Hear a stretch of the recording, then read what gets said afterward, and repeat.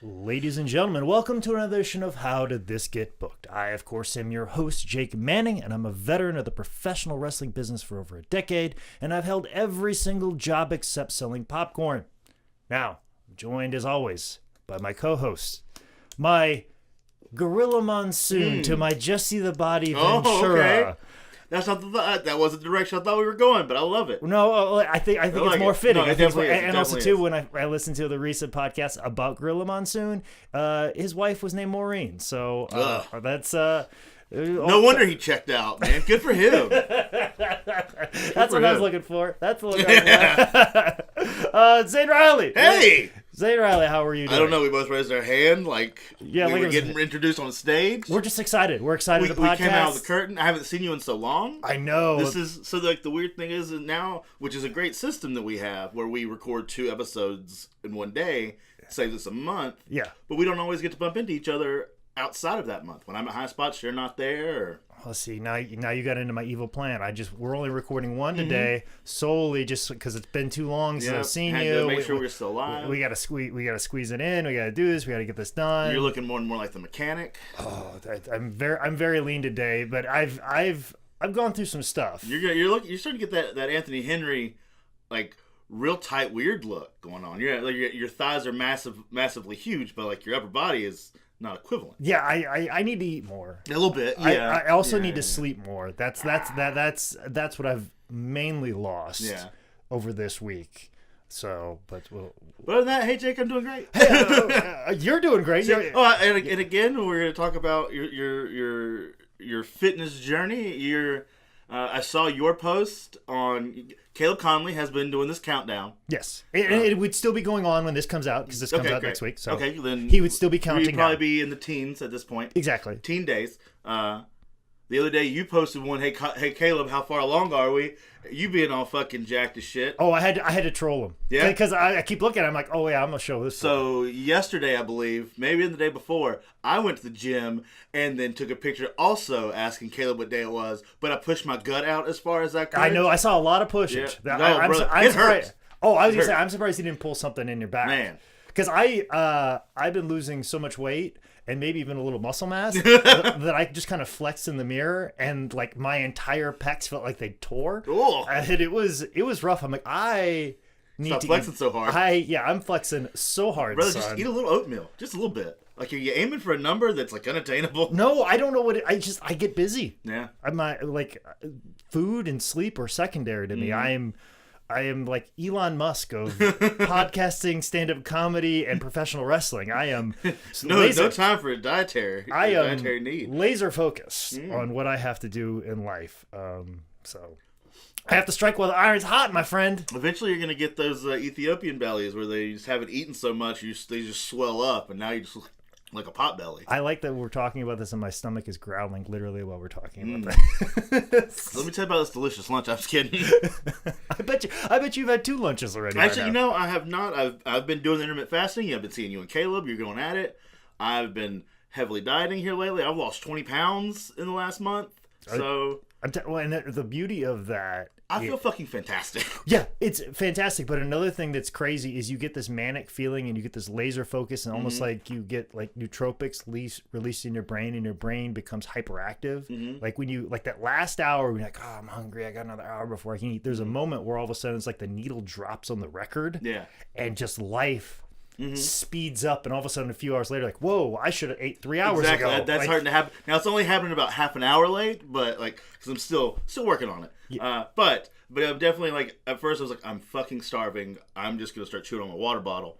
And now it's like, oh fuck, I should probably eat. It's my time. Yeah, because you get in the zone so much, and those turn out to be the most productive moments of my day. And if you time that to when you're got your most amount of workload, like your whole life, it like changes. It's like taking a Limitless pill almost.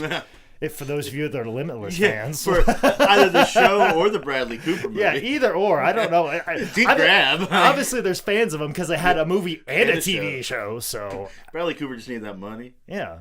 Anywho, I'm great, Jake. How are you? Good. All right. We caught up there. We got a little chit chat. Sorry you guys had to hang out while we just caught up to our lives for a moment. There's a lot more, but we'll talk about that offline. Okay, well then let's bring in our guest. Let's bring in our guest then, who's been sitting over the corner for the last 5 minutes. Hey guys, I'm good. No, we do not have a guest today. That's why we took a little bit longer to catch up, because that's what we do on this program. Because we have a lot of time to fill. Yeah, and I know that alternating, it would fit for us to be talking about a wrestling show this week, but since this show is coming out on Valentine's Day, we figured that we would call an audible and just switch it up, because we had a couple options on what we could have watched, because I feel like we should discuss something in the mainstream. Mm-hmm. At first, I was thinking a movie called Not Another Wrestling Comedy, but I think we'll save that for the next time the show lands on Valentine's Day. But there was actually a recent film, and it is our topic of discussion. It is a movie called Chokeslam. Yeah, it was. The rom com Chokeslam. It's a movie which I will get into particulars right now. It premiered in 2016 at the Calgary International Film Festival, and it's clearly a Calgary favorite. We'll get into why exactly in a little bit here. But it was released in Canada February 10th, 2017 for release in the theaters and stuff like that. It's distributed and made through Chaos Film Company, Karma Film Inc. The director of Chokeslam is Robert Cuffley, I believe, which is odd the way that I said it, because last night when I was reading it, I'm like, oh, it's pronounced this way, and I don't remember thinking, but in my brain it's pronounced like that. So it's pronounced Davids. Yeah, exactly. Yeah, like not even the same last place. night I had a plan on how I was going to pronounce it, but then I just went over my notes before you walked through the door, and I go, oh no, that's not how I thought it would sound. So Cuffley, or you must have just ate last night.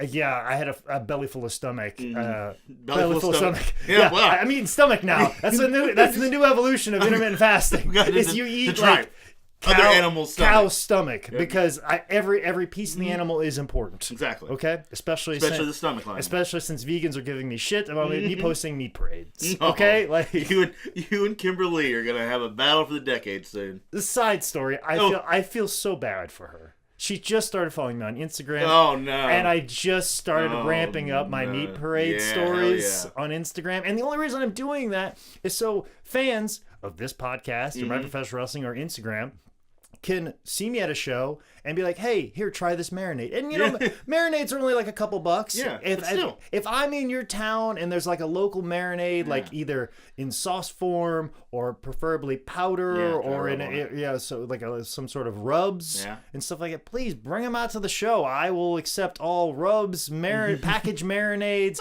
sauce marinades. If you know that I drove there, I'll take the sauce marinades. But if I'm like, somehow if I flow there, which apparently is a thing now in my career, I get flown to wrestling shows. Yeah, brother. We got some shit to talk about. We are striking with irons hot, my friend. Like, are you evil Jake Manning? Are you from a different, like a different time? No, I'm way better Jake Manning. Parallel universe. But cool. But you know what's way better is the fact that the partnership between Robert Cuffley and Jason Long, who were the writers of this movie, and they've actually worked on several other movies that actually center around female empowered characters. From what I could tell from IMDb, I'm like, oh, these are very strong female characters in certain situations, much like Chokeslam is about.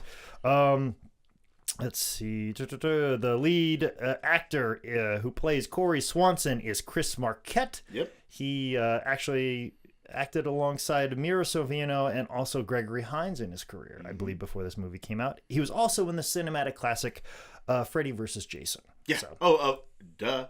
Okay. One of my favorites. That's why I brought it up. Yeah, I know. There's two things I like. It's Leprechaun in the Hood and Freddy vs. Jason. Yeah, I'm wearing a Jason shirt right now. Exactly. So that's another reason why. See, I just knew. You knew it. Laser focus. It just, the nootropics just seeping into my brain right now. You're so focused, you're now seeing into the future. I am clairvoyant. But what I wouldn't have seen in the future is that our female lead, Amanda Crew, who played Sheena DeWild. I love her. She's in one of my favorite movies. Real favorite movies, not joke. Sex Drive. Such a good movie. Oh, really? Yeah. I never unaware of that movie, so I'll have to check that out. But apparently she is also Monica Hall in Silicon Valley. Yep. I've never seen the show, but I just saw it on IMDb. I figure I would say that. I'm sure there are Silicon Valley fans, much like I know that there are Limitless fans. Yeah. So there's more of us Silicon Valley fans than those Limitless fans. Yeah, okay. Well, I understand. Time will tell. We're really Time trying will to tell. get that. Yep. Time will tell. We're trying to get that limitless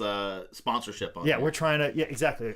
Here on CBS. On Saturday. So I don't know if the show's canceled, but if it comes back, we're gonna definitely be there right away. And I think it's on CBS. I don't know. No, It seems like all the shows are on CBS. It should be. Like, well, everybody's leaving Fox because Fox gets rid of all the good stuff. Yeah, Fox get rid of all the good stuff, and then of course like ABC and NBC. Do they even produce television anymore? NBC bought all of the shows that Fox got rid of. Okay, so they're back in the game. Yeah, NBC's picking shit up. Okay, NBC's picking shit up. ABC, I think, is just basketball. Yeah. I think that's all. I didn't even know. Fuck, I forgot ABC was a channel. Yeah, I know, right? Yeah. There was a time TGF Fridays. Yeah. Not so much anymore. No, not the mama. No, not anymore. Then also the character Luke, played by Michael Eklund, I believe would be how you pronounce his name. He also starred in a movie we may discuss in the future. Oh, good. Known as See No Evil 2. Oh, yeah. Was he the shitty friend? Luke. Yes, he was the shitty friend. Okay.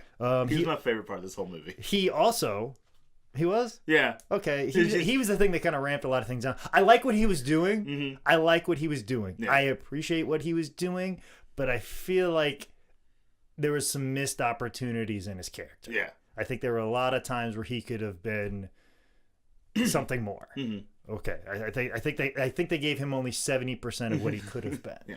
But I did like him, and also, too, you may like him in another movie he starred in called Marine 3, Homefront. Yep. Loved him there. There's 2 movies we could possibly talk about. So I could just imagine him walking around the set, especially in the scene where he's like running in the ring and trying to show the females how to wrestle. I imagine he was probably like, well, I know a little bit of wrestling because I worked with The Miz and also worked with Kane. Maybe you've heard of them. Maybe you've heard of them. Like every time that we discuss a movie where somebody had been in another movie with a wrestler, I can just only imagine the conversation at catering going down just like that. Like, well, you're not the first wrestler I've worked with. I would like to think that Chelsea Green was like, yeah, me too, whatever. Yeah. And then... I like Chelsea Green and everything, but she would definitely say that. Yeah, for me sure. too. So cool. Yeah. And then the main girl would be like, I don't even know who the fuck that is, so whatever. Mm-hmm. Yeah, that's how I see that conversation going down. Exactly. So, would you fuck off? Yeah. I'm going to try and pronounce his name. Slaughter it, brother. Fuck him. Oh, Mick Foley. Is well, that what you're trying to say? Is it Nicholas Nicholas Foley? Nicholas Foley. But no, the next person listed is the guy who played Tab Hennessy. Great douchebag name, by the way. Great douchebag name. Tab with a B. Oh, it's Tab. But the actor's name is, I think, Nyla or Nylal Matter. Laurel. It's Niall. All right. Nylal. Nylal Matter. In what? Niall. So Ni all. Okay. I'm trying to say like Neil. I mean, you want to say Niall? No, that's Niall. Neil. Hey, if you're listening, brother, let us know. Your name's fucking stupid. I mean, yeah. Halfway thugh, for the first part, I just thought it was like Josh Matthews or the other one. What was what the guy was in? Shit, I lost his name. Never mind. Josh Matthews. We'll stay there. Okay. Yeah. Whatever. Yeah. Okay. Whatever. This just puts. This falls in the boil. And then Gwyneth Walsh plays Janet, which I think is his mom. Mm-hmm. She's been around for a while. Yeah. She was in ER, NYPD Blue, Star Trek Next Gen, The Commish. My favorite show growing up. With Chickless? Yeah. When Chickless was like 27 years old playing a fucking 40-year-old police commissioner. Yep. So, which would be my career path, by the way. And then, of course, we get into all the wrestling talent that's involved, which Mick Foley plays Patrick. Nicholas. Yes, Nicholas. Foley. Yeah, whatever his name is. Chelsea Green plays Angel. Actually, Chelsea has another movie that'll be coming out that's in post-production right now called Eye of URM. Eye of URM? Like yes. EYE? Like or I? URM. Okay. So that'll be coming out. I'm guessing she was involved in that some way, somehow. And then, of course, we have my good buddy, Harry Smith. Yeah. Merciless Mordecai. Known as the food truck guy. Yep, he's the hot dog guy. And the hot dog guy in my notes. But Harry Smith, the smoothest wrestler I've ever been in the ring with. Really? Hands down. Yeah. I've wrestled them all. I've lost Every to one them of all. Every single one of them. I wrestled every guy in this movie and girl. Yeah, pretty much. And Harry Smith, hands down, still, I have never been in the ring with anybody who is absolutely perfectly in the right place at the right time, whose maneuvers looked great and vicious, but was as light as a feather on everything, and took my stuff with pinpoint accuracy. Like, nobody's better than Harry Smith. Yeah. At least in my book, as far as who I've been in the ring with and locked up and wrestled. Nobody's come close. So, Harry, if you're listening, I love you. Why haven't you called me? Effortless. Effortless.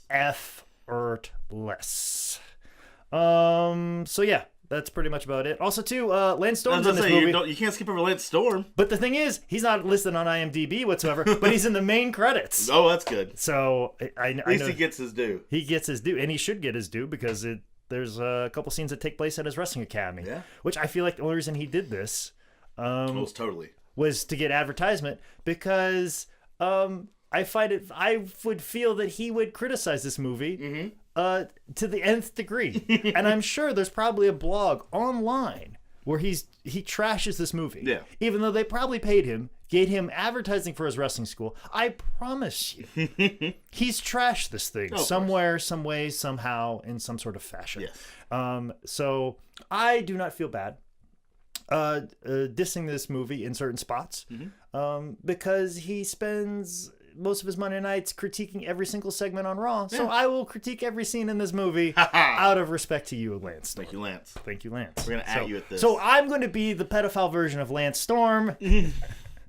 Whoa. To all right, guys, let's go down here. Well, it's the mustache. Yeah, it is. That's always the joke. You just take a regular bald guy who's famous, and I say that I'm the pedophile version. Yeah, because you guys all look alike. Much like I'm much like I am the poor man pedophile version of Joe Rogan.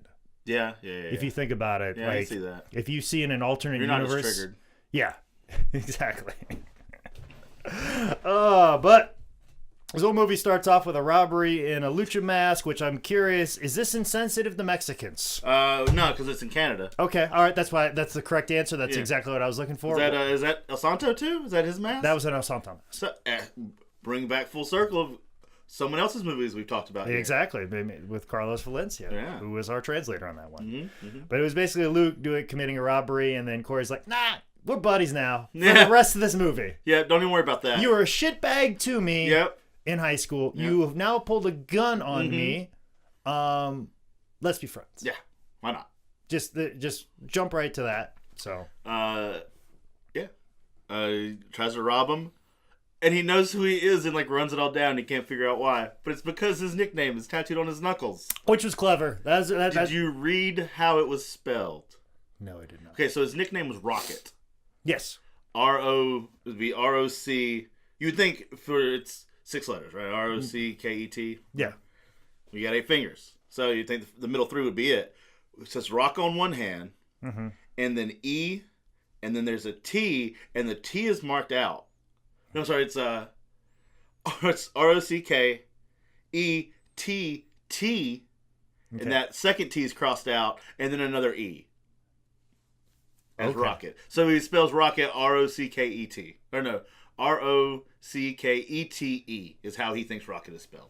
Fantastic. Yes. I love that you critique about somebody writing stuff on your knuckles while you have self-made on Well, I have stuff, but at least it's spelled right. It's spelled right. If that E is a little F-ish, but, That's what I've always said about you. You've always been a harsh critic when people tattoo things on their knuckles. Oh, just in general. Let me tell you about everybody's shitty tattoos. Let me tell you about how tattoos are just stupid and shitty in general. As I sit here, covered in tattoos. What about the wings on the back of Chelsea Green in this movie?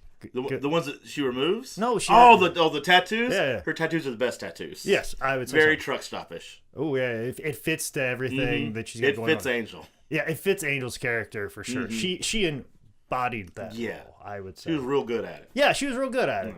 She got to be pretty what she needed to be. It is awesome that the wrestlers are better actors in this movie than some of the actual actors. I gotta say, yeah, they were all on par. Yeah. Like, I think Mick Foley, in times, like, he played exactly the character they wanted him to play. I would have loved to, like, seen some outtakes where they're just like, all right, Mick, we got what we need in the can. Go have some fun. Yeah. But, of course, it was probably low budget. Like, okay, we got it in the can, move on. But I would love to see them just go, all right, Mick, just have fun with this take. They only would have had these guys for, like, a day, right? Like, I don't see this movie took a whole lot of time to make. No, and the fact that they had that central location, which apparently that location I think is torn down now. Oh, really? Yeah, that whole pavilion is in the last 2 gone. years. Yeah, yeah, it's all gone now. From what I think I read. Okay, so, but that's a shame. Oh yeah, all the wrestlers are great in this compared to some of the actual actors. Yeah, well, I think there's this weird conversion that you had such talented professional wrestlers that are actually pretty good at acting, and then you have these actors that are obviously not to disparage their acting talents, but they're not Robert De Niro. No. They're most certainly not the greatest actor of our generation, which is Christian Bale, as I've clearly as you're trying to embody. As I'm trying to embody. When do you start going for the Vice body, though? Oh, that's much far down the line. Yeah. See, I feel like I'm in the transition from I'm trying to get from the mechanic body to the Batman Begins body. Okay. That's where I really want to be. I'm not quite to the point where I have the Dark Knight body or the Dark Knight Returns body. I'm definitely not close to the Terminator Salvation body. Yeah. But I feel like I'm very stuck in mechanic on my way to Batman Begins. You're bulking out. Yeah, well, I'm not bulking out, but I'm trying to become. I'm trying to become more muscular. Gotcha. So I'm trying to get to that point, but still be sizable. But I'm not going to be as sizable as I will be in The Dark Knight Returns. Yeah. So. And then when you finally give all this up, then you can become the Vice. Oh, then I can do American Hustle. Wait till you see American Hustle, Jake Manning. Yeah, hell yeah. That's going to be my favorite version of Jake Manning. You're gonna stop me like, Zane, I understand why you did it for so many years. Exactly. This is so freeing. This is absolutely freeing. Just sit there, just play with my belly button. Yeah, just fuck with it. Yeah, it's a good thing to do. Yeah. Hey Zane, you want to not go to the gym later? Yeah, man, let's do that. Yeah. All right, cool. All right, let's go eat some Boston cream pies. Let's go find those. That flashes me back to when I was 270. But speaking of flashbacks, we have a couple. She was flashbacks. a thick neck daddy then. Yeah, exactly. But we have a couple flashbacks in this movie. Basically, I'm skipping over a few things. We see, interview stuff at the Wrestling Storm Academy, of like the wrestler girl is going to show up to the reunion because it's all centered around this high school reunion, which I thought the whole movie was like we're building to the reunion. Yeah. Like there's a couple times in this movie I thought that they were we're going to build to the reunion. Yeah. And then like, oh shit, it's happened in the first 10 minutes. I guess we're not building I thought we were building to the match with Angel. I thought so too. I thought that was the end point. Yeah. And then it happens and there's 45 minutes left in the movie. Exactly. And I was like, what the fuck is going on? Yeah, I'm out. I am out. Well, why is it so long? Yeah, and then they had a little swerve, like they were going to come back again. Like there was a couple things where like, okay, well we're building to this. Oh no, we're building to there was a lot of like.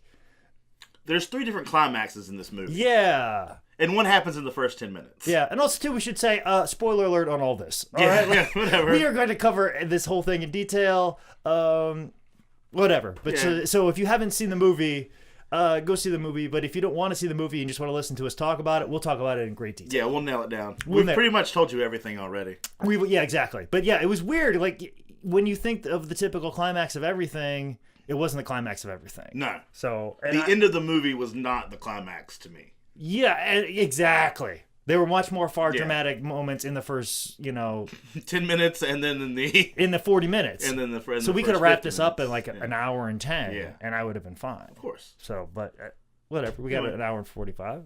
Whatever, it's good. Yeah. Good. No, it's not to disparage this movie. It was a good movie. Yeah, it's a good movie, and I would recommend that you watch it. We rented it on Amazon. It was free on Amazon when I watched it. Well, because you got the Prime. You got the Prime. Yeah. If you got Prime, you can see this for free. I do not have Prime. I think Jeff Bezos has enough money. Yeah, I'll give him $3. I and use my dad, so I'm not helping him out. Okay. Well, good. Yeah, good. I mean. I would say good. You shouldn't help him out, but he is going through a divorce right now. So holy shit! The richest man in the world got a divorce. Oh yeah, brother. And you done fucked up now, AA Ron. Yeah, and infidelity too. Oh, man. He's going to the cleaners. What's my her friend. name? Oh, What's the new richest woman alive's name? yeah, exactly. And it's funny too, is like our current president is talking shit about it on Twitter. Well, Like well, that's he's a class act. yeah. So wouldn't know. No. But then the joke is like, of course, like if our current president saw a picture of the girl that he was having infidelities with, he'd be like, oh, I get that. Yeah. You know? She looks way better than the girls that I've been doing it with. Because the guy who sits on Pennsylvania Avenue, he would have that moral character. I'm like, yeah, I get why you cheat on your wife. Give it up, bro. Oh. Locker room talk. Yeah. Grab that pussy. I didn't want to say that, but you did it. I'll do it, man. I don't care. Okay, all right. That guy's a piece of shit. I don't mind fucking shitting on him as much as I can. But what we got to do is we have to talk about this Dr. Hayden relationship. Like his psychiatrist works at a hardware store. Is that what's going on? Yes. Okay. Okay, so the best I can figure. There's a couple things that are some real mysteries here. Okay. And this is one of them. So the best thing I can figure, but to this point you wouldn't know it, but when they eventually bring up the mental institution, that was actually just a stress, basically just a weird stay-in therapist office. But we don't talk about that until far later that there was ever an issue that he'd ever be seeing. Yes. That you would assume, but and we don't really. I mean, we get you went through therapy, yeah, and we also get this is happening in Canada, yeah. So that's why he just freely goes to the hospital whenever he wants, like even after falling down. And and then you're like, okay, I'm a little down and depressed. Mm-hmm. Okay, I would check in for 48 hours at a mental institution. But his mom checked him in. But even still, so the way I feel, the way I can see it, I'm never going to a mental institution because I'm not going to spend the money. Exactly. Because I live in America. Yeah. But if you live in Canada, you can just go whenever you want. You just go whenever you want. It's called vacation. Exactly. Yeah, we call it vacations. Exactly. I don't know. I just sit here and fight every ounce of my being not to fall back into a spell of alcoholism. There you go. So, as opposed to actually seeing somebody and getting help for my problem. Yeah. Which is, and then sometimes you drink those problems away, and that's also healthy. Yeah, and then you see yourself on the other side. Yeah. I'll meet you at the other end, Bubba. But, like I said. Anyway, the best I can figure is that she worked at the therapy place. Yeah. But no longer works there. I feel her spot in this movie is out of order. There's something else that's out of order, which we're going to get to real soon. But I think that was his old therapist, but now she works at a hardware store. Yeah. And that's how they already know each other, because when they do the flashbacks of going to school, they never acknowledge her as a friend at school. Yeah, which she comes off as that's a friend. Yeah. But so then I would assume it would have to be from there. Yeah. Because they give her absolutely no other backstory. They don't give her any backstory whatsoever, other than she is a therapist that's working at a hardware store now. And they mentioned briefly that for 48 hours he stayed in some type of like stress relief facility. Yeah. That his mom calls a mental institution, but it wasn't. It was not. Okay. That's the best I can figure, is that she's from there. Well, that's because his mom's like a great storyteller. Yeah. If you talk to Ricky Morton, you know what I'm saying? It's exaggerated when it's really not that big a deal. Yeah. Much like when I tell you, like, I'm intermittent fasting, I haven't eaten in 36 hours. It's more been like 22. Yeah, you know, like it's only been 22 hours. I'm not Gandhi over here. Yeah, I'm not crazy. Okay, I'll go 22 hours without eating. Oh shit, it has been 36 hours. Oh shit. Oh shit. I'm sorry. Just got the needle hit the record and I'm sped right through. What day is it? Is it still Wednesday? But yeah, we don't clarify. Like she comes off as a friend, but she's a dog. She's hanging out smoking weed behind a big storage container. Yeah, it's like, oh, this is his friend. Yeah. But, like, shit, not involved in the high school flashback where he proposes to Sheena, who is, I guess, was his girlfriend at the time. Or the girlfriend, or was it? I was going to ask you the same thing, because they kiss. That is the thing they do. There's a kiss. But they don't really give I didn't kiss any girls in high school, so you're going to have to clarify. I have no idea. Like, I didn't kiss anybody till college. Yeah, well. I was a very late bloomer. Well, like, they kiss, but, like, other than them kissing, they give no explanation that, her and I used to date. Like, even when he's recollecting in the future, like, he doesn't even talk about how they dated at one point. He just straight up proposes to her. Because to me, it would add more to the sense of, like, where is this all coming from? Yeah. If they were just friends, and it was one of those things where, like, oh, okay, now we've matured and got close enough that, like, we could kiss. Mm-hmm. Like we were friends, and now we're to that point where it's like right on the bubble from friends to relationship. Because that sort of happens later, where they're like, after what did they do? I think after they fought in the backyard, maybe something after that, maybe after the hospital or something. Yeah. Where like they have that moment where it looks like they're about to kiss and maybe like pop kisses her on the cheek or something. Yeah. Or I think if they would have kind of got that moment, it was awkward there. Then boom, here's the play moment where she's kind of digging it. Then that brings it all around the very end when he succeeds. Yeah. In this part. Yeah, because I think it's more interesting if they were friends and they're on that bubble, and obviously she's about ready to leave, so he's got to make a move. And his big move is to just ask her to marry her. Yeah. Instead of even saying "I love you," like just straight to marry me. Yeah, like just going right to it. So then it looks even weirder. Yeah. And then it's like, and then she's even more put off. But then it's like a situation like, I really did care about you that far. I didn't know what to do, but I was just trying to still be a part of your life, which he gets into later in that big confrontation in the ring, which that seems great. Yeah, great. Fantastic. It's fantastic. It tied everything up, and it was said and performed in such a way with the sense of desperation and a need of like, just spilling your guts out. Yeah, very natural. Very great part. Yeah. But yeah, they don't address it, but I think they also jump the shark way early on that part. Yeah, because it makes everything after the fact like. Because I looked at this entire movie is that she should be unattainable to him, but if he's already kissed her back in the day, it is understood that she is attainable to him. Yeah, where I think it was very very clear, like we're friends and we're on that bubble, like we could be relationship, and then I'm like, I'm just gonna boldly swing for a home run as opposed to get a double here. Yeah. And then that I'm going to this 5-run home run. Exactly. I'm going to do the Deion Sanders and get in the bar. Sitting on my feet. Yeah. Yeah. So it was weird. Yeah. But I do find it interesting how they portray her wrestling character. Like, she's supposed to be a train wreck? So like they make fun of her at the reunion. When that guy starts doing the robot, and they don't explain. I was like, I don't get that. I don't get that either. But then when she made her entrance at the retirement match, she did the fucking robot and completely took me away from her being a wrestler. At that point, I was like, absolutely not. Why would she be doing this? Well, it's like I'm a female Terminator. Yeah, that's why my finishing move is a chokeslam because I'm a robot and I can pick anybody up. Which is okay, fine. I mean, John Cena was the prototype, and he got a job off that. Yeah, so fuck so it. So fuck us. So fuck us. Yeah. That's good. But like when he was doing the robot thing, why is he doing the fucking robot? That is something else that they have acted out of order. If they would have showed her on TV do the gimmick, and then. Because, the only thing they show of her before that is beating the shit out of that guy in the parking lot. They needed what they did in The Wrestler.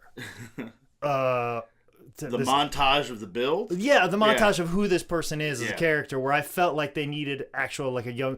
in The Wrestler, like I said, they needed Christian York to play a younger version of Randy the Ram to give a better understanding of how big of a superstar he was. But I feel like this needed a montage to show how big of a superstar she was, and then the downfall. Yeah. But they use this thing at the reunion to show that there's all downfall. Yeah. We needed a little bit to see how her biggest moment was leaving school. Yeah. And then something happened. I need to know how big a deal Smashing It is in the world of professional wrestling.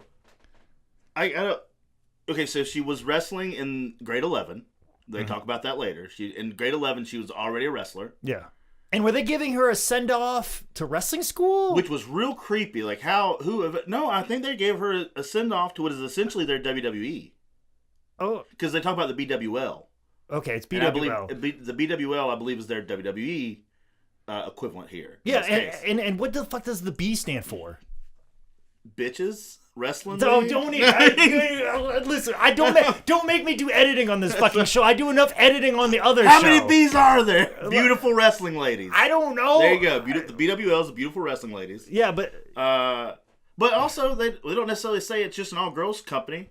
Exactly. Company. So big wrestling league. I have no clue. Yeah, I don't know the B. To me, why can't it just be the PWL? Yeah. Professional Wrestling League. There we go. It makes sense. That's your point. That's your hook right there. I'm just saying, Jason, Robert, you might be listening to this podcast. J-Robs, as they call each other. Yeah, J-Robs, that's their team. Yeah. You guys made a fantastic script, but I'm just saying, just get me and Zane. Yeah. We cannot. Let's proofread it. We cannot write it, but I can be. We can look at it and fix these holes. We can, especially later when that guy calls that camel clutch a Boston Crab. Yeah, could fix that real easy. You guys are Vince Russo and Ed Ferrara. You guys write it all down, and we're just simply Vince McMahon that are just merely enhancing your ideas, clarifying it. Little switching. You little like, let's do this and let's fix this out. Let's be the filter to produce something. So, but yeah. So I think the send off was that she was going to, in the middle of the term, just go to the WWE. Yeah. And that was her send off. Because she's obviously already gone through training school because she was already a wrestler at grade 11. So that was their sending her off there. I think she was going from school to the BWL. Jeez, I mean, obviously, very clearly, this movie is made in 2016 because only in that era are people going right to WWE. Yeah. If this was like made in 2009, there'd be 10 years of just suffrage of the desert wasteland she'd be going down to Ohio Valley right about then. Oh, not even that. She'd be suffering on the indies and being forced to do bikini contests and just awful, degrading things and promoters being shitbags promising China tours that never fucking happen and just being taken advantage of and becoming bitter and fucking angry and feel like the good times are never going to come. Which she eventually talks about. Yeah. She eventually talks about how, like, you're just going to lie to me like all these other promoters and all that. She eventually hits that. And then really has a good burn on fucking Chelsea Green for a Cam show. Oh. That was a real good one. I like that one. Well, then that brings me back to the point of, like, what are they emulating Sheena's professional wrestling career? Are they dipping into... Are they clarifying that maybe she's a female Buff Bagwell? Or a Teddy Hart? Because this is set around Calgary. That Angel is? No, I'm talking about Sheena, like her being on TM. Like she's almost like TMZ-esque, like getting arrested and just being a train wreck and getting caught on camera. Oh, it'd definitely be fucking Teddy Hart. Or are they just like, oh no, she's like Sunny. Mm. And then they're just looking at that because a lot of the Sunny's drama had happened a couple years prior, or probably while this script was being written, and the idea of that. So they would have been like, "Fuck, this is fresh." Yeah. So, like, I'm wondering where the inspiration for all that comes from. And then the Cam show thing, I'm like, oh, okay. Well, Angel was the one with the Cam show. Yeah, I know, but like, the idea of, like... Just the idea of, like... Customs, quote-unquote. No, not even customs. I'm talking about, like, the Skype shows that fucking... Oh, that Sonny did, you're right. Yeah. I never bought one of those. But I do appreciate it. It's not like, oh, I'm just, like, the idea that the females actually wrestle. Yeah. So there's a bit, like, I do appreciate that. But also, too... You could you can't really reverse the roles. You can't have like a female looking after. I like the choice that they made, that the female was the powerful woman in the situation, and he was kind of the lesser than and trying to come up to her level. To that's the far more compelling story. And it's not that she's just successful in business, or all of a sudden she got very attractive, or all of a sudden he got very attractive, like he turned into Ryan Reynolds. Was she ridiculously tall at the beginning of the movie compared to like when they were back in school? It looked like they had like kind of squatted him down like he hadn't hit a growth spurt, because she is insanely tall in this entire movie. I think so, because I think they really tried to convey the passage of time. Yeah. So. Well, for him, because she's been a fucking mammoth tall lady this entire time. Yeah. 6'8". Well, and also too, he fell off a billboard. We don't know. Maybe he extended himself. He may have. Maybe that's, he had to replace a disc and he's a little bit taller. Yeah. Like that's the thing, you can get like these new discs now in your spine. Oh yeah. That like degenerative spine disease. Yeah. You can get a new disc and it makes you like an inch taller. There you go, wrestlers. You want to get out there? You want to be that 6'3" badass? Couple discs. I'm looking into anything that helps me feel better in the spinal area. So I'm just saying, I'm keeping all my options open. So, but yeah, I like that fucking. I like how like she breaks out in a fight and does the double clothesline off the top of the stage. Real good there. And then of course, as soon as Corey gets hit, the fight immediately stops. Like people are like, oh, well, we've gone too far. She hits him with the fucking big swing deal. Like they look real hokey, but it was real cool. Yeah, and I like how she just whoops everybody's ass at every turn. Yeah, every turn. And with absolutely like little incitement. Oh yeah, like fuck, you take my earrings out right now. There's a certain ramping up to her that is very quick. So, and of course, we talked about all of this already.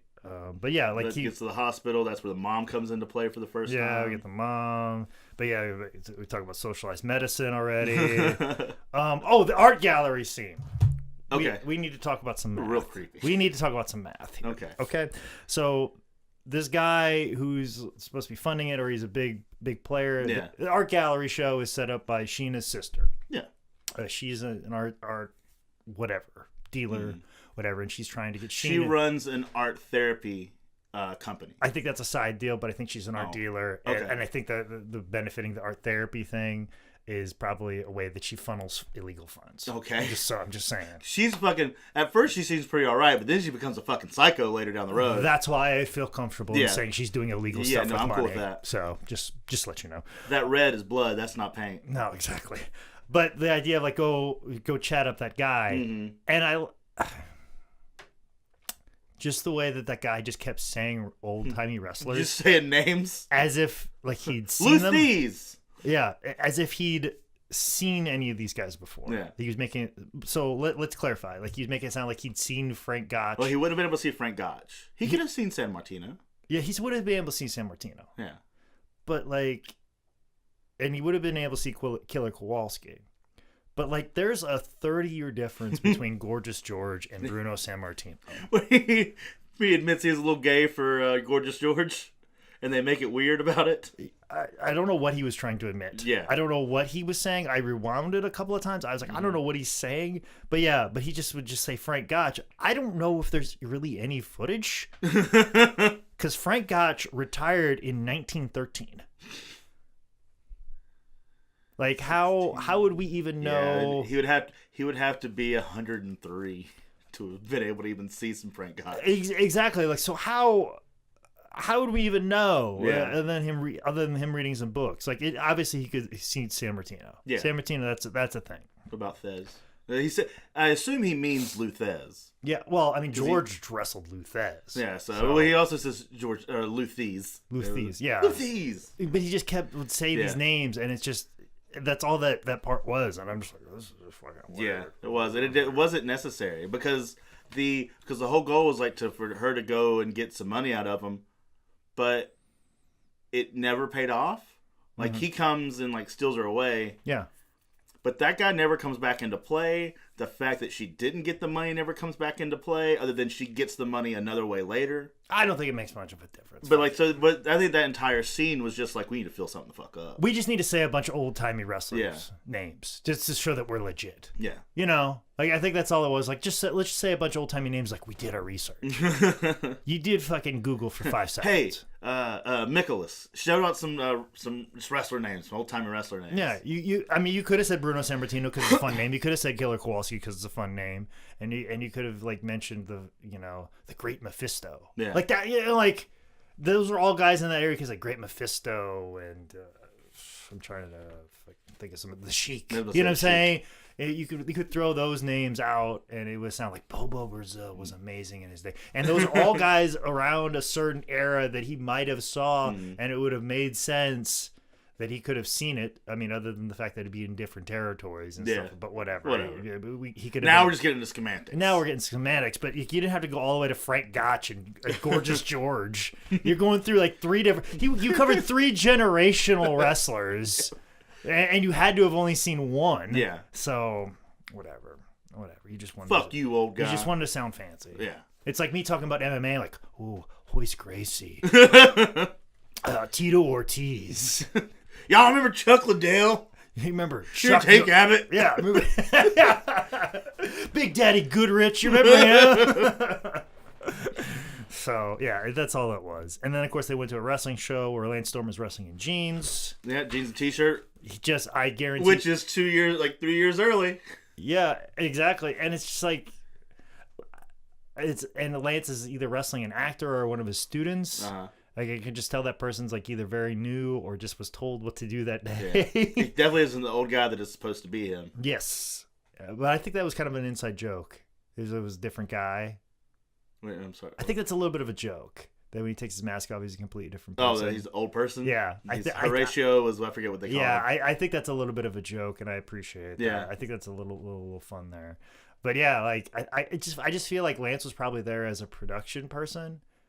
Like, you know, hey, can you supervise this? And then of course, like the people they had doing the wrestling were probably off, and Lance like, let me just fucking wrestle this guy. Yeah.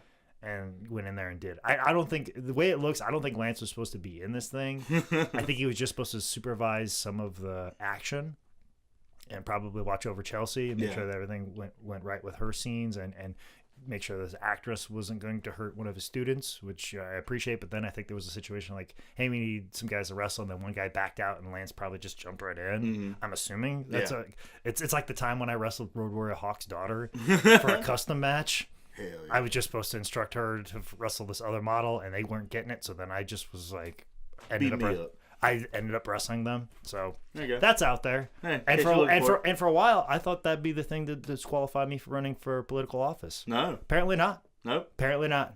So anything that's helped you out. Anything that makes me a man of the people. Yeah. So, but yeah, we get into this discussion. Then we discover the character Tab Hennessy. Because wrestlers have actual managers. Yeah. Well, I mean, maybe when you're a big deal like her. I'm just saying AEW doesn't have any managers like that. They can't all be Paul Ellering. Yeah. It's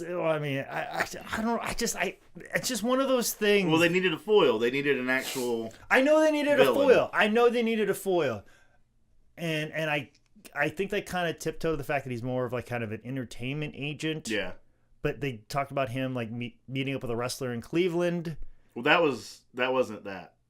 That was a joke. Yeah, I know that was a joke. But so I got a question about this joke. Please. I think we're gonna say the same exact thing. How did they buy a plane ticket for the joke? If he set all this up, he set all this up to would be Luke. Yeah, because Luke's trying to fuck with him the whole time. Well, I think it was just to the situation of like, hey, there's this wrestler in Cleveland you should check out and sign as part of like. So he just flies him out. He flies himself out. He flies himself out. But my question is, how do you get a flight from Canada to Cleveland, Ohio, be in Cleveland the morning of this show, and then be able to be back that night? Let's see if I can figure out how long. Why don't you look into that? I got the kayak. Okay. App, and maybe it'll pop it up real fast. Yeah, we can keep going around. But let me go on my. You go on your tangent. I'm gonna go on my tangent. Like I have this real problem with the idea that pro wrestlers have like these managers. Like I get that there's managers, but like he's going after a client in Cleveland who is a professional wrestler. Like I get like someone like Roddy Piper had an agent that negotiated movie deals and such like that. And I understand why Sheena would have a manager, but why this guy's like, hey, there's this talented wrestler coming. And I get he was trying to get this guy from Cleveland to wrestle Sheena that night so she could have a great match. Mm-hmm. But the idea of managers being involved in professional wrestling is very, very odd and unusual because we have no unions and we have no leveraging agreement. We do now, but like for the most part, for the entire history of these things, agents have been scoffed at and pushed away, except in WCW when you had like the Barry Blooms of the world, which Eric Bischoff goes on and on about Barry Bloom being a shitbag. So go check out 83 Weeks and maybe not this podcast. So. It's possible. It's possible? Yeah, it's only a 4.5 hour flight. Where'd you from Calgary to Cleveland? Cleveland. Okay. If you got up if you got like so here specifically is an 8:40 a.m. flight. Okay. You fly an hour and a half to Chicago. Okay. And then you fly from Chicago. You have a 50-minute layover. Okay. So take that 50 minutes away. Then you have a 10 a.m. that lands in Calgary at 12:50. Okay. So it's a 4-hour flight from Chicago to Calgary. Hour and a half from Cleveland. But then you have to come back. You have to fly to Cleveland. But he did that at night. He flew at night to go. But that was like super late. The airport would have been closed because after a wrestling show. You can't fly out after a wrestling show. He'd have to, when they were doing that, it would have to be like he would have to fly out first thing, which would be like 6 a.m. at the earliest. Yeah, he couldn't do it that way. But the idea was, this is the quickest flight out. This is the next available flight. But that's the belief that the airport would be open after the wrestling show. But that's also to believe that maybe in Canada they don't go over their time so much. Maybe everybody's stuck to time. Maybe somebody got out there at 8 o'clock. But there's no flight leaving at midnight at the airport, is there? You can leave it like 11. I mean, okay, so 11. There's no fucking possible way. Okay. After a fucking wrestling, you can catch a flight like that. Let's see how late they fly out of. Once you keep going, and I'll. Well, let me get to the. Go on, please. I got another rant I got to go please, on. I have to do this for somebody. Scott, I'm here for it. Okay, well, I've got plenty of rants I've got to go on, and that's when they were doing like the first annual Smashiness celebration. Let me make this very clear to you, and I'm going to go. This goes out to every professional wrestling promoter. This goes out to my boss, Michael Bakikio. This goes out to everybody who is listening to the sound of my voice in professional wrestling.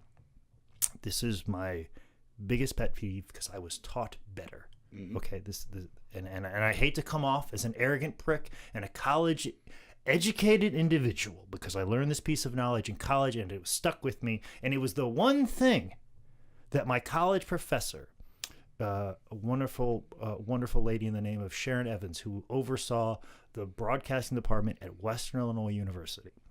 And she said these words to me. She goes, if you guys learn nothing else from this entire program about broadcasting and you go on into your career as a broadcast journalist or a broadcaster or working in production, please know this. And she said, you just know this one piece of information.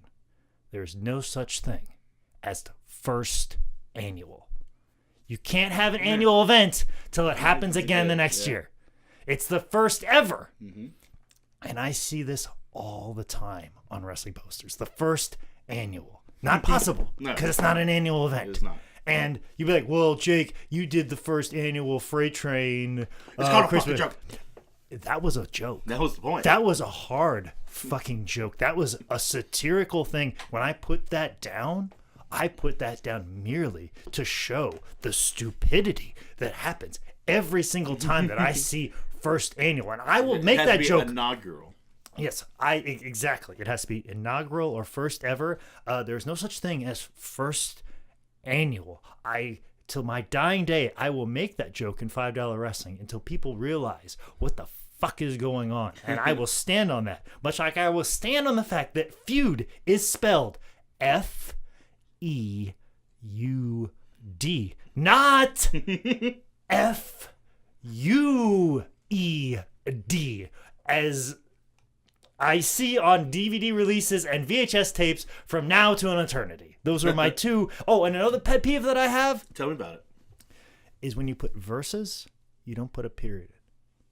If you don't do it, you need to put a period. Yes, it's abbreviation. Yeah. I can't tell you how infuriating it is for me when I see verses without a period behind the S. And Seth, who works for High Spots, sometimes he'll just capitalize the V for no fucking reason. I don't like that. And I don't fucking like that at all. See, I don't even put the S. I just put V. Oh, so and then you put the little dot. Yeah, I need that. As long as there's a dot. Gotcha. Even when I write it down fast, even when I make chapter points in a software, I still have to put the period. And the only people that are going to see that are people that open up that edit software, which will be only me. Yeah. Only me. For the rest of the time. You need it for yourself. I need to see that period after the S in versus. They have flights that leave Calgary, Alberta, Canada at 12:05 a.m. and 12:30 a.m. Okay. Well, he could make that. He could have done it. Okay. It is possible. Though I feel like this is turned into that scene in Throw Mama from a Train. Where he's talking about, there's no way I could have flown to Hawaii and killed my wife. And then his buddy's like with a flight attendant. She goes, well, actually, you could have. Of all the places to get this last match amazing talent, why do you have to go to Cleveland, Ohio? Are there not other great wrestlers in like Toronto or another province of Canada? Why does it have to be this random dude from Cleveland? Well, I mean, I don't know. Like they're bragging it up, but like that was a thing to fuck with Tab. Yeah, and there's a couple times where they fuck with Tab. But why would they? But why would Tab be like, yeah, okay? Yeah, and Tab takes everything over eventually. Yeah. Even though like Tab wanted to put it somewhere in a bigger market, and then all of a sudden Luke just fucked up and flyered everywhere, and then got Angel would come in and we were discuss that, and that was fantastic. That's what I was like, because I was a little sketchy, like, what are we gonna do here with Chelsea? And then I saw her act. I'm like, great, yeah, she's great. Beats up everybody at the bar. Yeah, I was like, all this is fantastic. But yeah, like there are moments where they're fucking with Tab, like they supposedly put something in and they make him shit his pants. But no, that didn't happen. Huh? So Luke comes up to him and he's like so that he does that whole shitting thing. Yeah. And he runs off to the bathroom. Yeah. And then Luke comes in. Goes, what did you do? He goes, what do you mean? He goes, what did you do to Tab? He goes, oh, I cut his brake lines. He goes, wait, you didn't put anything in his food? He goes, oh no, he's sick too? That's cool. That was extracurricular.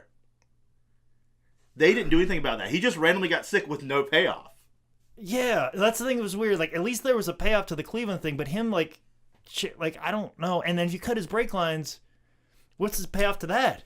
Well, so it comes later when they're riding up in the cab. Oh, okay. And he goes, where's your car at? He goes, well, the damnedest thing happened. Someone cut my coolant line. Tab says he cut brake lines, but of course, Luke says he cut the brake lines. This dude says it was a coolant line. See, and I don't fucking know. Well, I get like he's so dumb that he thought he cut his brake lines and he cut his coolant line. Yeah, I get that. Okay, I get that. I could follow that logic. But the whole shitting of the pants thing, just for maybe as a red herring of like, oh, that's what they did to him, and then they just took it right from you. They took the fish. But like, wouldn't it have been like kind of cool if all of a sudden, like, he ran off and he had to shit his pants, and all of a sudden, like, all the people show up with all these things that need to be set up for the show, and he knocks it out. And Corey's like, and everybody's like, what do we do? Yeah. And he goes, well, let's do this. And then he like does stuff that like puts like pictures up of like early career in Sheena and make this, like the whole arena like a big celebration of her. And then have her come in and see like, oh, this looks amazing. And it's just like a celebration of her. And then Tab just like, what's all this sentimental shit doing up? Where are the lights? He comes in like really sweaty. Yeah. He's been shitting it down for a minute. And after he runs off to go shit, he's perfectly fine afterwards. Yeah, he's sitting up with just rocking and rolling. With the, like he didn't just shit his pants. Well, he was sitting with the extreme Japanese wrestling, Mr. Horimoto or whatever, talent scout. Which I like that the president of the actual extreme Japanese wrestling promotion was a female. Yeah, you notice that in the end. Yeah. So it was very much that. I don't know if that would necessarily happen in Japan because their culture is different. Yeah, but I like the fact. But I like to appreciate that we're being progressive in this whole movie. It's a good idea. These are great ideas. But yeah, like they had nothing to do with him shitting himself. Nor did him shitting himself have anything to do with anything else either in the long play. Exactly. And I mean, I get how like cutting the coolant line makes sense, and then end up they would see each other. Yeah. Okay, I get that, but. Yeah, and then the flight thing, like you get pulled in by this hairy guy instead, just random person in Cleveland. Yeah, I wonder, like that couldn't have been part of the payoff. Like I don't know that Luke could have known that much. Yeah, like that was weird. So it was very. And then they just stop fucking with Tab. After that, it's over. Like there's no more fucking with him. Well, they have to build to the fight. You can't fuck with them all the time because they got to get to the fight that ends up the fight. But let's talk about the match between Angel and Smashina. Mm-hmm. Great.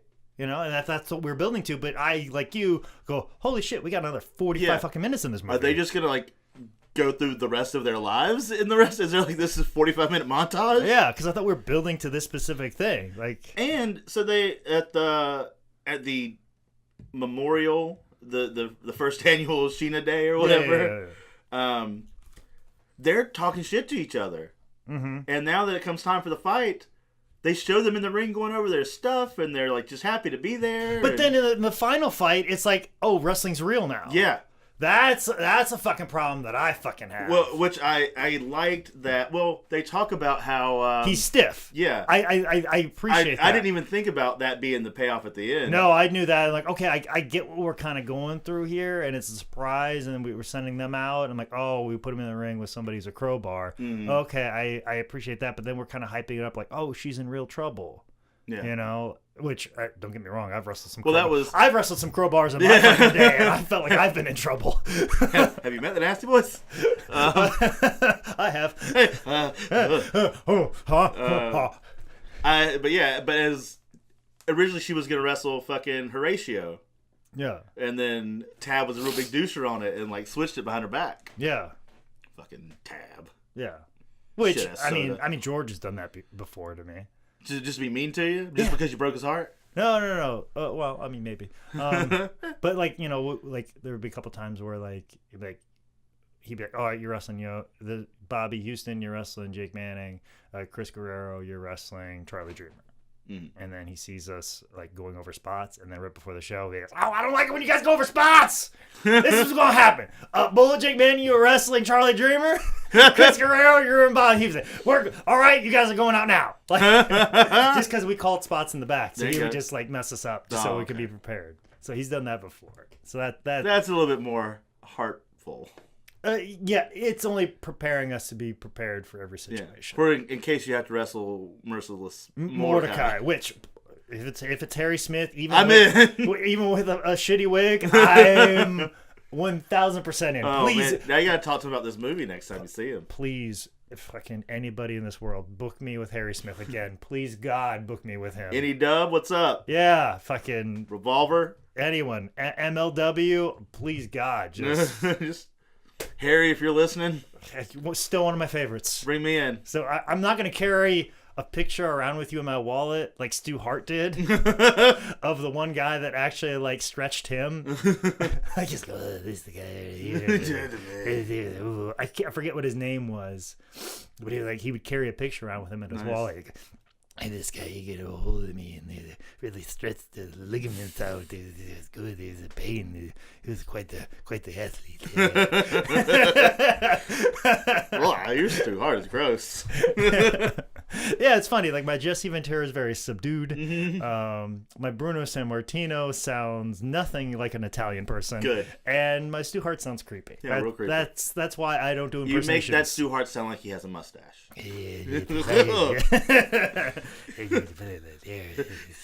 So then what happens in this movie? I get the tab and I put him in the hole right there, and I see the veins, and then the thing come out of the fucking rear end. All right, we're done here. Move on. You go into the outer hole.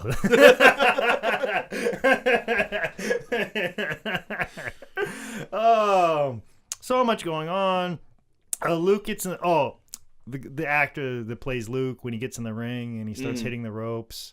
Yeah, I think that was like, I would love to be a fly on the wall the day that scene was shot, and he's just like probably bouncing around the ring and he jumped off the second rope and dropped that shitty fucking elbow. I'm surprised he didn't break his fucking arm. But I guarantee that was the day where he was like, I know a little bit about wrestling. I was in See No Evil 2, and I was in Marine 3, The Home Front. You know, Mike Mizanin. You might know him as The Miz. I call him Mike. You know, we're cool like that. I do like in the booking meeting, there's not a lot to discuss about that other than the fact that Lance Storm gets his catchphrase in. Can I be serious for a moment? And just the amount of piss and shit that they expect here. Which I agree with. I totally agree. If anybody's been to Hebron Hall, like that hits. That hits home. That slaps. That's a slapper. That's for sure. My favorite part of that whole scene though is Mick Foley talking about the puma that took his ear. Bro, yeah. I was on top of Mexico, and the puma came from the jungle. And I was like, a wrestler named Puma, and then he's like, and it took half my ear. I was like, oh, you mean like a real puma? Yeah, like a real puma. I like the way that he says the strap and stuff like that. He knows. Oh, it made my skin crawl. Well, he knows what he was doing. Yeah, of course. That's the thing. Like, he's looking right in the camera like, I know I'm being this shitty old-time wrestler by saying, they put the strap on me. I was on top. I was on top. Like, he's saying all the lines, and he knows exactly how satirical he is being. And I appreciate him for committing to that, and that's what I love about that. Yeah. Could have done without a few extra cut-ins where he's at the wrestling matches going, yeah. Yeah, and then later on he's like, stop it or I'll stop it. But yeah, there's a lot like he gets some screen time. I appreciate the screen time and stuff like that. Fuck. I think that happens before they put out the fact that Mordecai is super stiff. Because he throws in that line of, man, you and me could have beat up a lot of pumas. Yeah. That was my favorite. Yeah. Like, Mick Foley's on point with this thing. I love every bit of this. Like I appreciate the wrestlers. Like this is probably one of the better wrestler acted movies I've seen. Usually the wrestlers are ramping shit down. Yeah. I mean, none of these guys are Ron Garvin from Learning the Ropes. Oh, I'll tell you that much. That's a low point. Which a friend of ours, Rodney Graves, I think it's Rodney. Rodney is I think his last name's Graves. I might have fucked that up. Rodney. He had recently started listening to our shows, and he like binged a shit ton of them. He messaged me all the time about them, and he said that show did come on in the South. He used to watch it. Okay, good. I feel like that if it didn't, that'd be the dumbest thing ever. Yeah, so it did. Okay, good. I feel better about humanity. A little vindication there. A little bit, not much. I'm still very still very stressed out about the Supreme Court. Moving on. Yeah, so the match with Sheena and Angel happens, and they read about it online. Immediately. But we just see the mom's butt for no reason. Yeah, we do. I'm not mad about it. Nah, it was nice. That's a nice old lady butt. Yeah. That's a good old lady butt. But, like, I love how she was on NYPD Blue, and she's just doing an obligatory butt shot. Hey, brother, it works. She knows. Listen, everybody's doing callbacks from their older days. Yeah. So nobody gets that joke unless you lived through the 90s, which is hopefully somebody listened to podcasts. hopefully it's the same people who are fans of Limitless. Yeah. And then this is the exact podcast you want to listen to. We're so in their wheelhouse, they're going to tell their Limitless fan club to check it out. Oh, please.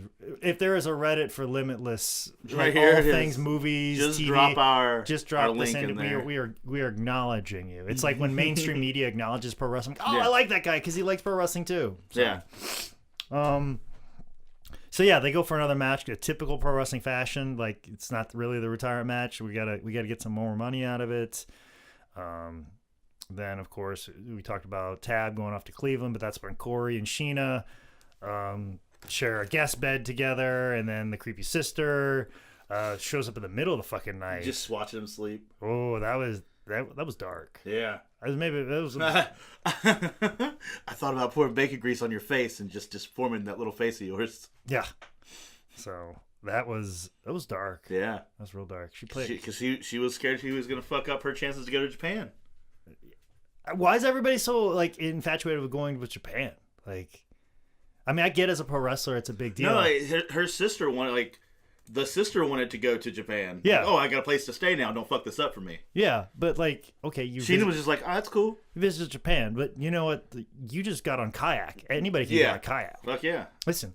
Well, I can tell you how to get to Cleveland to Calgary. Listen, I could tell you how to fucking get to Australia. Yeah. All right, like brother, I know that's what we're talking about later.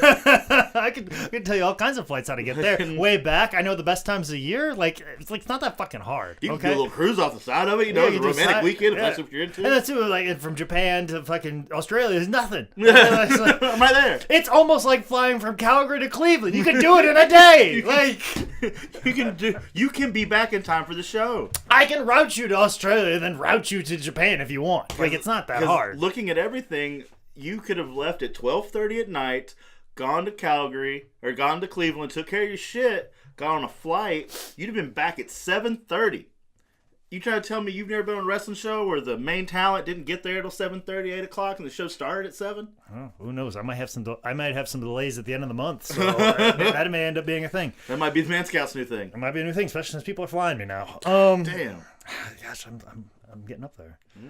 So we get into the whole thing with Corey's mom and Sheena, and of course Corey's mom's the creepy one in this scenario. Then we find out about the mental institution. Yeah, mental institution, and then Sheena talks with Luke, and then we find out that Luke was actually the biker that started him to fall off the bull. Yeah. See, there's a lot of like things that kind of build, like the storytelling. Like I don't mean to disparage, like Robert and Jason on this one, like. Like I know we've kind of raked some of the stuff over the coals about the wrestling part of it, but that's because we're a wrestler. Yeah. But as far as like the structure of like Luke ending up being one of the bikers that caused him to fall off the billboard, and some of the way some of these things kind of like developed. I mean, the fact that there's 2 climaxes in there that hit. I mean, the way some of these things evolve, like those are some good things. Like there's some good writing there of like we build to this and we build to this and then we build to this and we build to this, And I think just making Luke one of those biker guys. I'm like, oh, that's really fucking clever. Yeah. Like I wish they would have shown that as part of the original flashback. Like, where like, oh, that happens and he runs off, he's there, and then all that happens at the same time. Because I think throwing it in there super late was a little weird in taste. But I think it was fine the way it is because you needed. Because then when she brought it up, then it was the whole train there. No, I think it was good when it was. I think it was properly placed. But I would have liked to see Luke be more of a better buddy. Yeah, he still stay kind of shitty. I just wish that some of the things that he did to fuck with Tab paid off bigger. Oh yeah, for sure. You know what I'm saying? Especially like if it was a situation where Tab was really fucking with Corey, I would have like when that part where he was like Tab was like creepily eating the popcorn. I wish fucking Luke was sitting like down a little further down in the bleachers, and as Tab was walking, not looking, you see Luke's foot come out and then trip Tab, and the popcorn flies everywhere as a little stunt. Yeah. You know, to the situation. Sorry about that. Yeah, so sorry, man. You know, so it's like as opposed to him just running around being an asshole in the fucking ring and never working, and almost breaking his arm on the fucking elbow. But the idea of like, oh, you fuck with my friend, I will fuck with you. Yeah, like just especially this friend of mine that almost killed. Yeah, this like I feel bad, so I wanna give this guy a win. Like when he like I don't think it's really earned when he says like I wanted to give you a win. Motherfucker, you haven't done anything. Yeah. You haven't done anything to help me out. You haven't helped the win. If anything, you've fucking been like fucking me over. You are not Scottie Pippen right now. If anything, Corey, you have exhausted your patience towards me as a human being. Like, I have done nothing to you to help as a friend at all. I have been a deterrent, if anything. So... But yeah, like I said before, that scene where like Corey and Sheena are talking while she's in the ring before that, the last show, I'm like, oh, this big fight. And... God, that was good. Yeah, that was real good. That was all laid out. That was acted well. That was performed well. Like that felt real, felt genuine, felt great. I liked it, digged it, every bit of it. But of course, we get into the main event where it's Harry Smith taking on Smashina, hashtag intergender. What's up? The fucking this movie ahead of its time. Yep. Very ahead of its time. 3 years? Yeah. This was 2016, right? Well, the end of 2016. It came out in February 10th of 2017. Obviously, they had it come out before Valentine's Day. Yeah. It's marketing. There you go. I got this thing in my notes that I want to get out.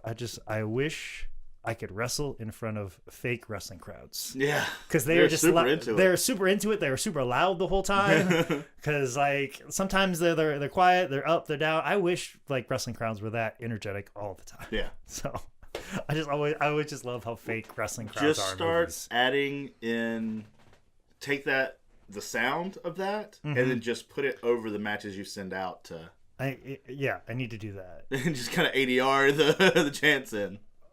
You would be surprised the conversations I've had with Michael Pacchicchio. He would be like, why can't we just do that? Why can't we just record the crowd and then pipe that in? And then he also said, is there any way for you to superimpose more people in the audience? Actual, legitimate thing that was said to me.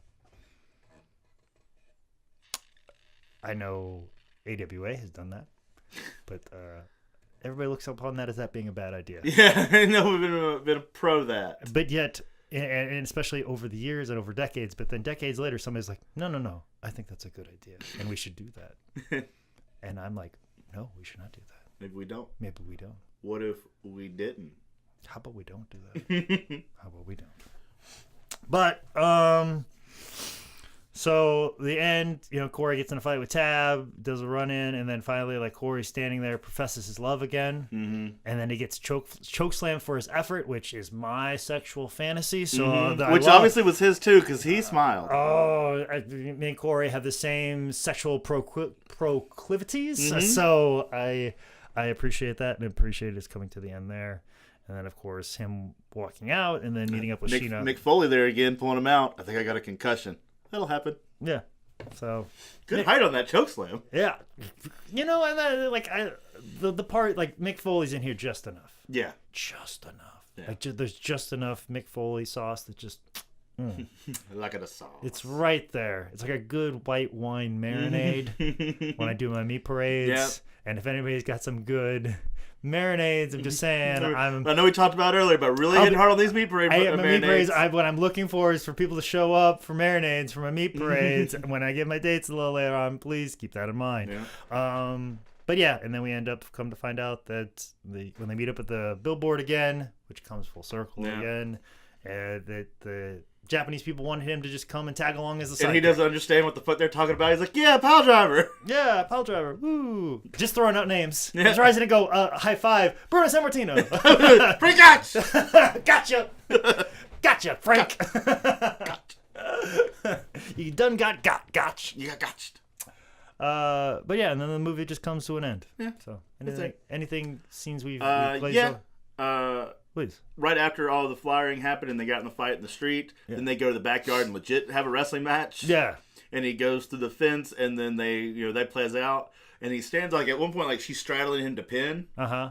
And then like she wins and they're like there's the letdown of that and then they stand up and she starts freaking out looking down at his dick area. Uh-huh. I thought they were gonna like you have an erection. Yeah. But it turns out she does say you've got wood. Yeah. But then it was sticking out like one of the pieces of the fence had stuck into his ass. He had to go back to the hospital. Yeah, why not? It's in Canada. It's all free. Then made the fun little, what is this, sex toy insertion? Mm-hmm. You kids are weird. Yeah, I mean, those were some of the more solid jokes of the entire movie. Yeah. That was a good scene. Angel's bar scene was really good. I know he kind of ran over a bit, but that one. Mm-hmm. The lady at the very beginning that tackles Luke. Yeah. That like hits him with the big salami or whatever. Uh-huh. Hey, I would have liked to see more of her. Yeah, what was her? Yeah, why wasn't she there? Why did he have to get his doctor therapist to take over the deli? Yeah. Where was that lady? Yeah. She's the owner of said deli at the moment in time until Corey gets enough money to make it Corey's. Yeah. And also, too, now Corey's going to give up his dream of owning a deli now? Yeah, I know, you'll leave this lady with the fucking psychologist that sucks and Luke. Listen, people are making some good money opening up some nice restaurants here in Charlotte. Maybe the solid more action is for him to open a deli in this small town. Maybe don't go to Japan and make some real money. A hip, trendy deli. Like you look at like a common market that's here in Charlotte, North Carolina, where people gather around. You could do something nice and hip with that. And absolutely every single person in this town knows the history of wrestling, loves wrestling. Make it a wrestling-themed deli. Slamming meats. There you go. Fucking him and Sheena are like they're slinging meats and stuff like that, and it's like a wrestling themed deli, and they're making money hand over fist. And wrestling's only got a few more years left. Okay, and she's ready to retire right here. She's ready to retire from the Fed. She's ready to leave the WWE and retire right here. Oh wait a minute, I can go to Japan for a little bit. I'm back in. Yeah, to go to an extreme deathmatch wrestling company. Yes, like. You're going to go do death matches in Japan now? You have done this backwards. As opposed to open a hip and trendy deli that people are going to come out to? Yep. Your version of Squared Circle? You're not going to go do that? Now, granted, that didn't turn out well. That's irrelevant. That was a thing. Okay, I'm back on the Japan track. I'm back because I forgot how bad that turned out. Never mind. So sweep that aside. Didn't even say it. Well, like I was saying, Japan was a good option. That was a good option. Good option. Hoption. And then at one point, this was just a dumb moment on my end. A lot of the time, I keep forgetting this occurs in Canada. Often, like I just like, oh, this. I think they wanted you to do that. I think they wanted you to believe that this was generic United States, much like the fucking Santa sleigh. But then, at one point, he goes, "Yeah, we have to go down south. You were leaving for Chicago in the morning." Yeah. And I was like, wait a minute. You can't go south to get to Chicago. Oh, wait a minute. You're in Canada. Never mind. Yeah, I think they wanted you to... But the thing is, if you were Minneapolis, you would say south. So this could have been in Minneapolis. Well, I think that it being in Canada was just to be assumed. But is it? I think that they wanted it to be so generic that they wanted you to believe this could also possibly take place in the United States. So that way, someplace above, because they do know that MAGA is running wild at this moment in time. So that anything that is an import would be shit upon. So let's make this as generic as possible. So maybe they would assume that this possibly took place in America and not Canada. Yeah. But if you look at the IMDb, then obviously you would know this is in Canada. But maybe if they're not smart enough to know that, so. I think they wanted to make it as generic as possible. I think that's all the other scenes that I can think of. Recommend? Yes, I would too. Yes, I think it's more of a romantic movie. I mean, as far as like being hilarious comedy, it's entertaining. Yeah, I don't think it's like a laugh out loud type no, situation. You'll giggle. You'll giggle, and like I said, you know, Mick Foley. I think the funnier parts are Mick Foley and Chelsea Green's parts. Yeah, to be really quite honest, except for that wrestling scene that we just detailed like seconds ago. But I think if you're a wrestling fan and you want to see something Valentine's Day, this is a good call. Yeah, you know, or it's this just weekend. a decent movie with good people. It's good. It's Amazon good. Prime, it's free. Yeah, you know, or it's like $2 or $3. It was like $1.99 if you had to pay for it. Yeah, I mean, it's definitely worth your time. I would recommend it. Yeah, you know, definitely so. would. I mean, there's and it's fucking an hour and 40 minutes. So I mean, it's a long movie. Yeah, there's some stuff in it, and I'll tell you what, there's a lot of wrestling in it. I don't think they just threw wrestling in there and then because sometimes what happens and we discussed definitely in here is that there's a lot of like, oh, it's a wrestling movie and there's not a lot of wrestling to it. There's a lot of wrestling in this movie. And I think like other than my beef with the fact that like, oh, wrestling's fake, but then in this situation it's real, and then in this situation it's fake, and this situation is real. But, I remember like one or two more things. For like I've said this before, I hate when people use wrestling terms. It makes my skin crawl when I hear people that aren't wrestlers use wrestling terms. Yeah. And they like to use those words a lot in this. Not in the way in which the wrestler did it, as part of it being autobiographical. This was just said to kind of just throw jargon out there. Yeah. Then we talked about the Boston Crab. He calls it Boston Crab, but it's really a camel clutch. But one character we didn't talk about that I thought was awesome was the mom's boyfriend, Malcolm. That she keeps like trying to kayfabe the fact that it's like they're fucking. Yeah. He was a really good character. You know, there could have been some more comedy there of situations where like, oh, Malcolm and the mom are fucking, and Corey like might have walked in or almost saw like there could have been some comedic more teases than just him in the bush that time. Yeah. And then walking in with groceries. Yeah, I think there could have been some more funnier parts of that. Yeah. Like I think there's some comedy missed out on that. Yeah. So. Yeah, he was a really good character. He was the guy that did it was a very good actor. Yeah, I wanted to see more of him. I did too. I wanted to see more of him. He was good. Yeah. And he obviously he had more knowledge about wrestling than anyone else. Yeah. So you would think, other than when he is there at the very last show because he helps Corey get there. Yeah. You would think he'd have been at the other show. But just that whole thing of like, go get the girl. Yeah. You know, like, I was like, let's go get the girl. Yeah, let's do that, stepdad. Yeah. Let's go look at prices. I've been nailing your mom for the last 10 years. Yeah, I know. Yeah. But yeah. So I keep asking for earplugs every Christmas. Yeah, you could add it. You know, there's like I said, there's a couple things I felt were out of order. There's a couple things you could have added, but I mean, solid flick. He could have taken the place of everything that happened at the art gallery. Yeah, just more him. Just more him. Yeah, but also too, you know. Yeah, whatever. It was a good movie. It's an independent movie. I'm sure they had to make some sacrifices, and they were probably under a deadline because it's part of a film festival. It's like I feel like they had to bulk it up with stuff. Actually, I feel it was the other way where they had a really good ending in that. No, I think it was more of a time of filming. Yeah. You know what I'm saying? Like I think they bulked it up with stuff with things they had, but I think they couldn't par things down. But I think there were things that they would have wanted to do if they had more time. I think shooting was a limited issue with them. So I think because that building was getting ready to get torn down, they had to hurry up. Yeah, exactly. So like I think that's a thing too to keep in mind. And of course you have wrestlers that have schedules, and obviously the better part of your movie, so you want to incorporate them. But you know, so like. Yeah, so I think there were some things that they probably wish would be a little bit different, but they just had to get done. Much like we talked about with Wrestlers and Zombies. Yeah. They, like, ran out of time. Yeah. You know, and they put out what they put out. Or, like, you know, this, I think, you know, probably same situation. It's not a big and they budget. put out something good. Yeah, and I think they put out something good for definitely probably the limitations they were under and the parameters they were under. So, hey, go check it out. Yeah. A lot of fun. Give it a look. But you know, if you get to the end point of this podcast, you've already seen the movie. So we did a really good job. Yeah, we did a real good job, and we just exposed everything about. We talked about the whole thing, and matter of fact, shit left unturned. This podcast is an hour and 23 minutes, so almost as long as the fucking movie. Almost as long as to listen to this podcast and also see the movie. That's 3 hours of your time. I don't have 3 hours of my time. No. So we are the better option here. There's only, and we're not $1.99. Yeah. We're free with every subscription. Exactly. And it's only one person that can get about 3 hours with my time, and I'm not even standing in front of that person right now. Go. So there you go. Are you in the same continent? No, not even. So, anyways, what do we got to plug here? This is coming out next week. Anything we got to shout out?